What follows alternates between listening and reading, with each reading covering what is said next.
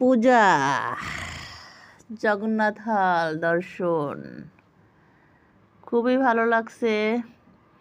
পুকুরের ভিতরে এত সুন্দর প্রতিমা, সন্ধ্যার পরে গেলে হয়তো আর একটু বেশি লাইটিং দেখা যেত। তো এত মানুষের ভিড় ছিল, যা বলার মতো না। অনেক দূর হেঁটে হেঁটে তারপরে ভিতরে ঢুকতে হয়েছে। খুবই সুন্দর পুকুর পাড়টা সাজাইছে। আমার আর একটু সময় থাকতে ইচ্ছা করছিল, কিন্তু তাড়াতাড়ি চলে আসছি।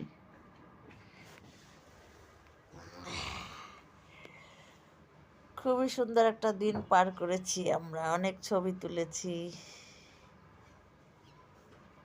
নিব্র ছিল, নিধি ছিল, অনেক ভালো সময় কাটাইছি।